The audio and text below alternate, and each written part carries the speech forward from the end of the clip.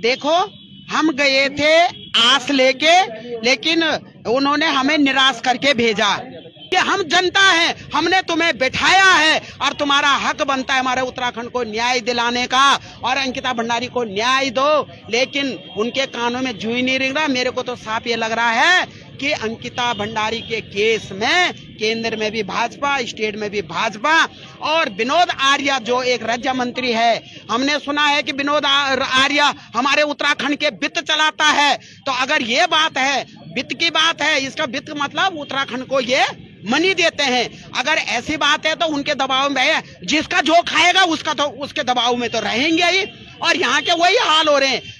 विनोद आर्य के दबाव में है और वो यहाँ इसलिए वो पर्चे नहीं खोल रहे हैं। फिर क्या कहती हैं मैडम, ये भी एक सोचने और समझने की बात है।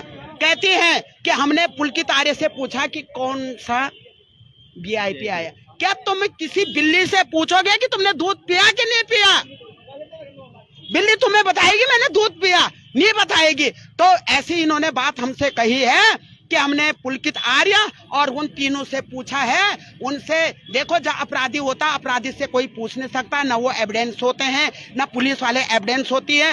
एविडेंस होती है जनता और परिवार, और हम नहीं मानते। तुम्हारी श्वेता चौबे जी आ गए यहाँ पे, तुमने चौहान जी को हटा दिया, तुम उन पे गैंग लगाते हैं।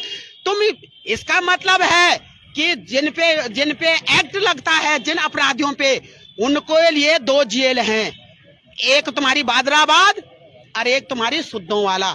इसका मतलब उन अपराधियों को तुम यहाँ लाना चाह रहे हैं। विनोद आर्य को तुम ये ये कर रहे हैं कि उसको नाश्ता भी दे, सुबह रात को उसको दारू शराब कबाब भी तुम जेल में क्यों होता है मोबाइल जब जेलों के अंदर जाते हैं। तो यहाँ पे तो तुम उनको घर ला रहे हैं, तुम उनको सजा देने की वजह से घर ला रहे हैं। हम तो कह रहे हैं कि इनको फांसी फांसी फांसी फांसी चाहिए।